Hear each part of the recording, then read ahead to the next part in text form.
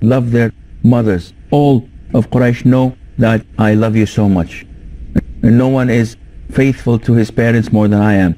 But by Allah, if you had 1,000 souls and each soul departs you and you die, so that I would reject 1,000 times, so that I would reject my religion, I would not do so.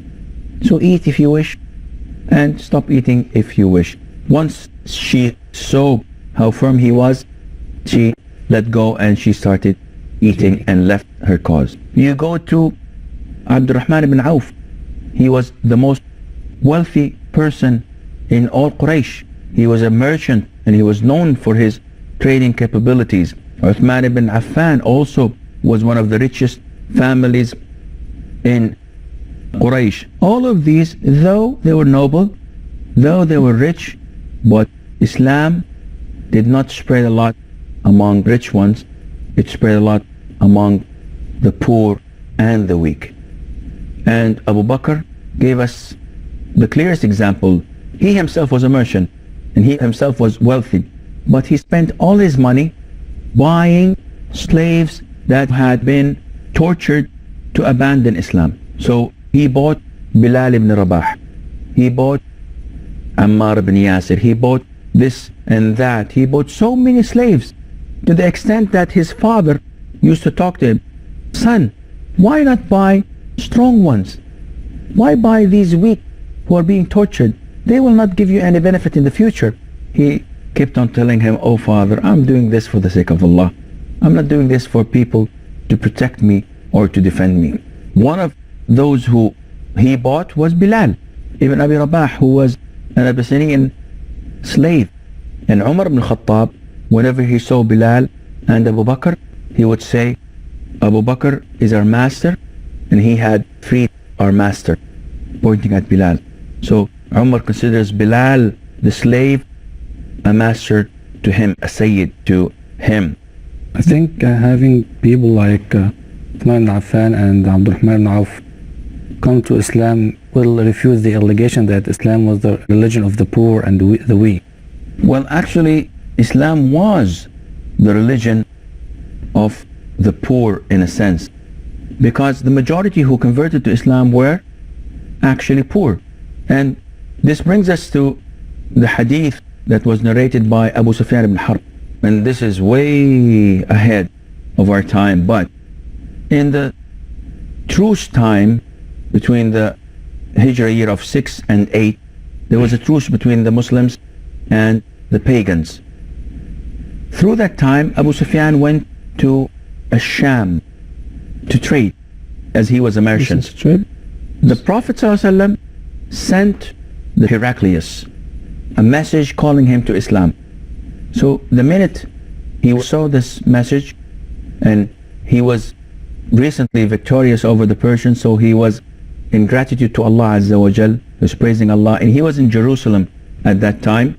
He called his court men and told them to go and look for Arabs where this message was initiated and came from, and told them to bring who's ever there. So they went in, the soldiers, and they saw Abu Sufyan and those who were with him, and they brought them in front of the Heraclius, he was called Herakl.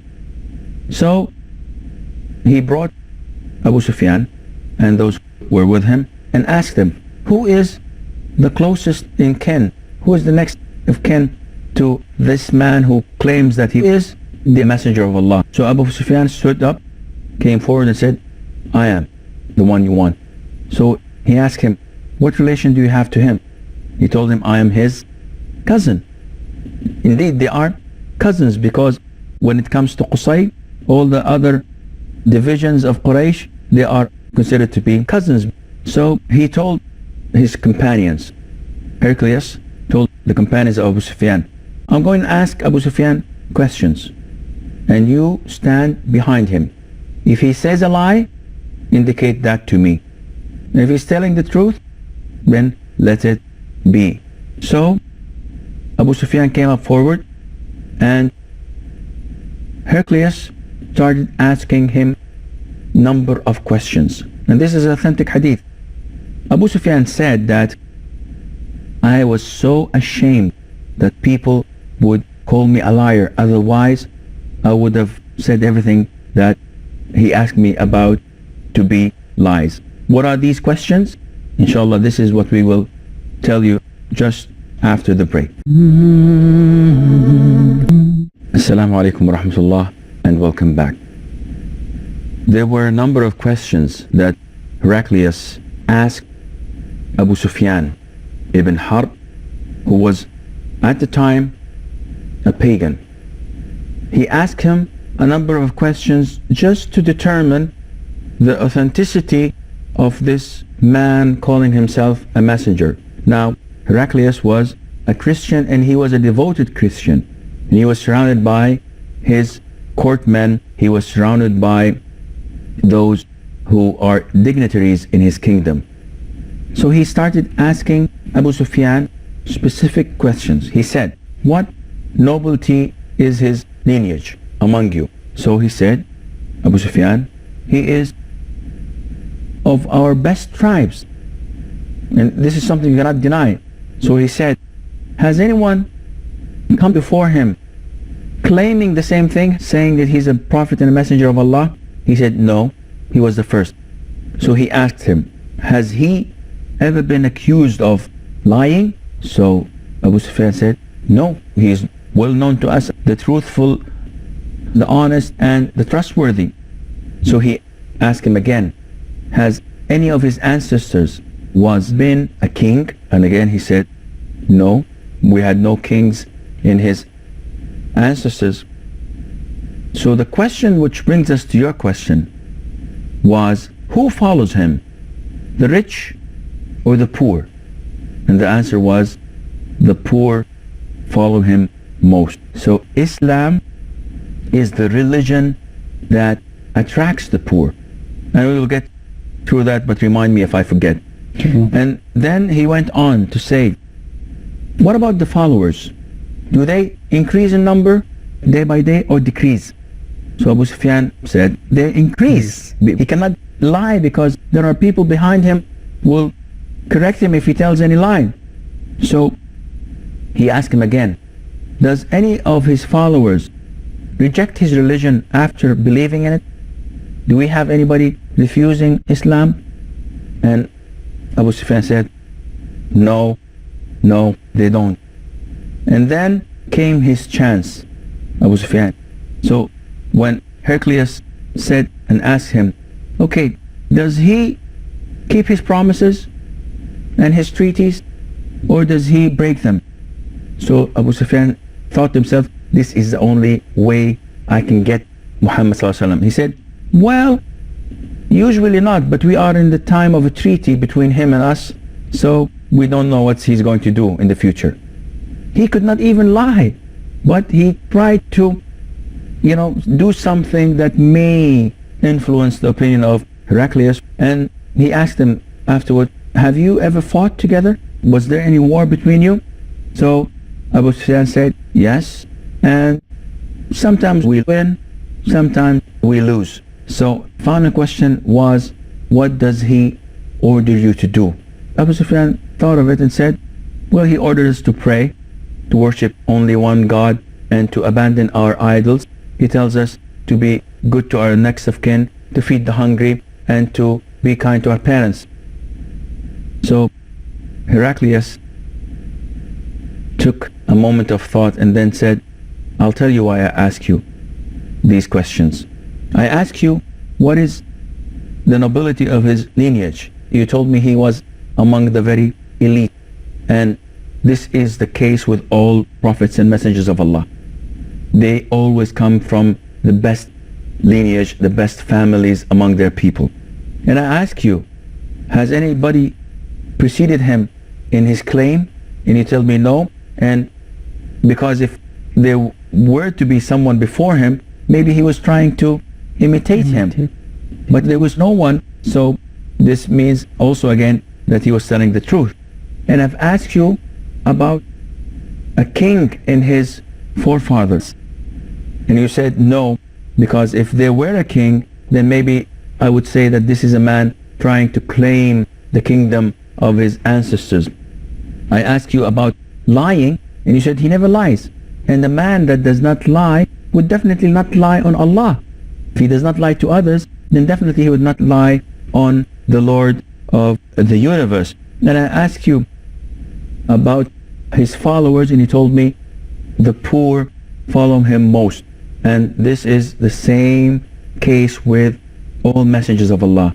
They are to be followed by the oppressed and the poor. And this is logical, because usually when a message comes to those who are rich or in power, they usually would look down at whoever came with the message and envy him and say, now Allah Almighty chose him over us, we will not going to accept that from him.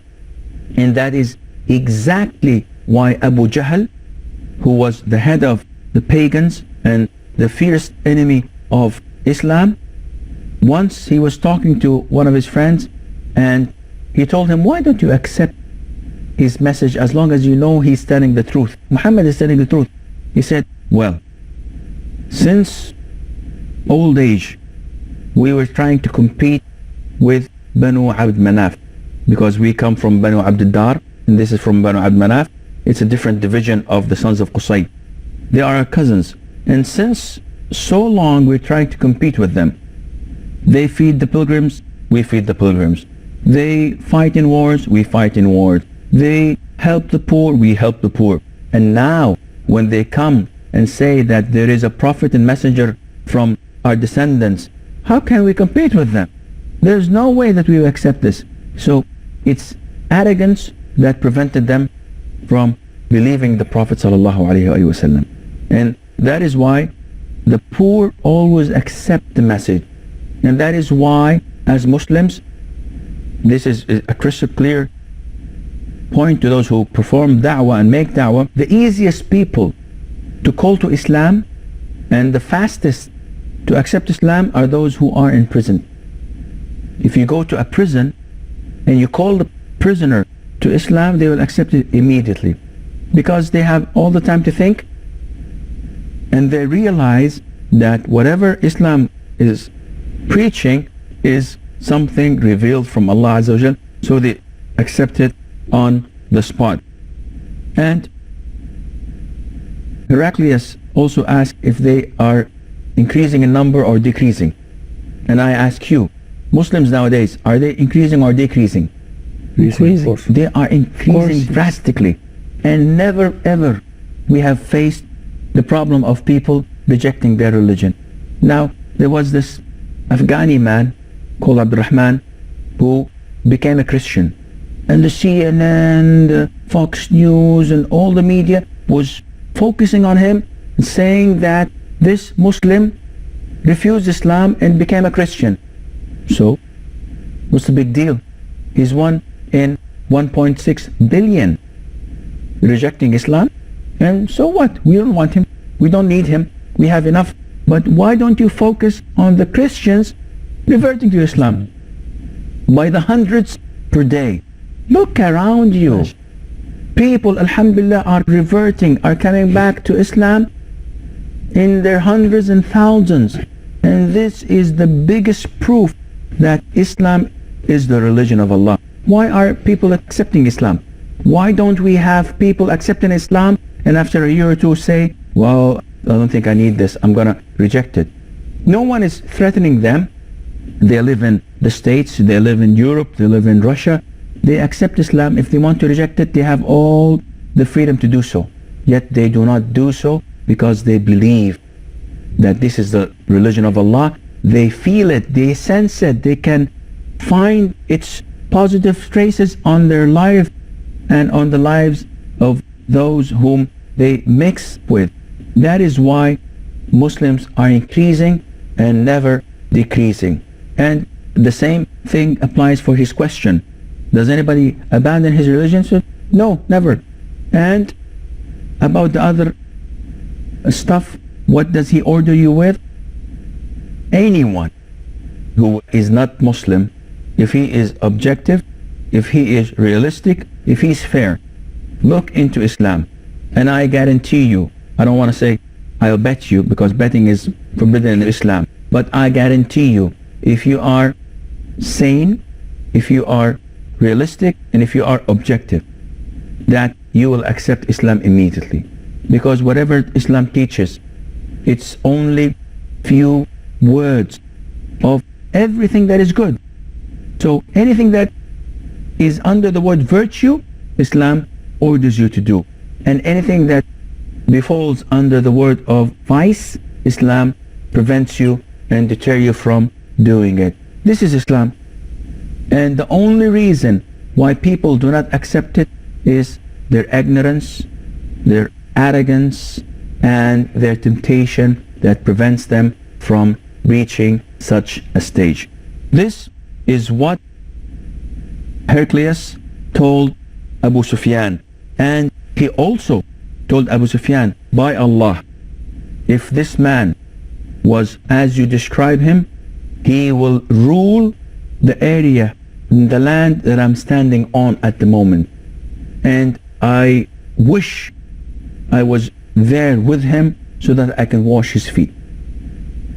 And he was this close to accept Islam. Heraclius, he was this close to accept Islam. But the problem was with his kingdom and his power that prevented him from accepting Islam. I'm afraid that this is all the time we have for today's program. So inshallah, until we meet next time, fi amanillah. Wassalamu alaikum wa rahmatullahi wa barakatuh.